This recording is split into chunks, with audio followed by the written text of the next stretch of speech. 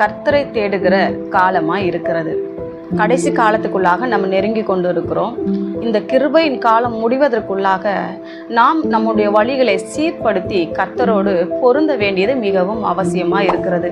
ஏன்னா நம்முடைய சுயப்படி நம்ம வாழ்கிறோமா இல்லை கர்த்தரோடு தான் இருக்கிறோமா என்று நம்ம ஒரு வேலையில் உட்கார்ந்து நம்ம நிதானித்து அறியும் பொழுது நமக்கு சில காரியங்கள் தென்படும்.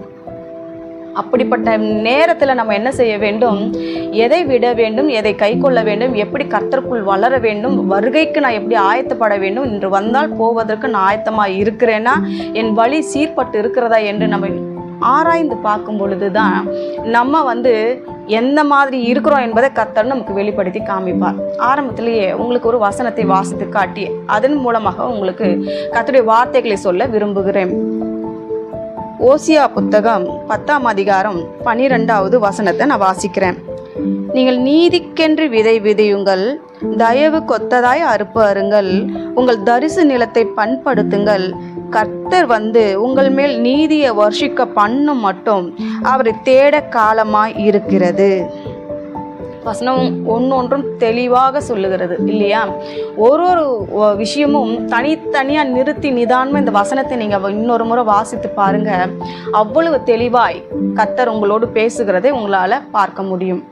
தரிசு நிலம், தரிசு நிலம் எதை குறிக்கிறது? தரிசு நிலம் என்பது என்ன?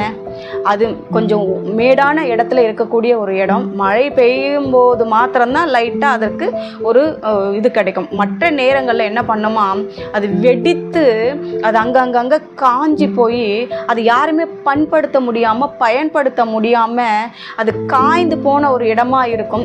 எல்லாராலையும் ஒதுக்கப்பட்ட ஒரு இடமா இருக்கும். அது தரிசு நிலம். அதில் எது போட்டாலும் விளையாது, எது போட்டாலும் அது வளராதுன்னு சொல்லி எல்லாராலும் தனித்து விடப்பட்டதான ஒரு இடம் தான் தரிசு நிலம். கர்த்தர் சொல்லுகிறாரு, இதோ நீ தரிசு நிலமா இருக்கிற உன்னுடைய இருதயத்தை பண்படுத்து. இப்போ நம்ம என்ன பண்ணுறோம்? கர்த்தரையும் தேடுறதில்ல, இந்த உலக பிரகாரமாகவும் இல்லை, வேதத்தையும் வாசிக்கிறதில்ல, சபைக்கும் போகிறதில்ல, வசனங்களையும் வாசித்து நமக்கு அதுக்கு பிரயோஜனப்படுத்தி கொள்வதில்லை. ஏனோ அதானோ யாருக்கும் பயன்படாமல் தேவனுக்கும் பயன்படுறதில்ல, பெற்றோருக்கும் பயன்படுறதில்ல, இந்த உலகத்தாருக்கும் பயன்படுறதில்ல. அப்படிப்பட்ட இருதயம் எப்படிப்பட்டதான இடத்துக்கு ஒப்பிட்டு கர்த்தர் சொல்லுகிறார்னா தரிசு நிலத்துக்கு ஒப்பிட்டு சொல்லுகிறார்.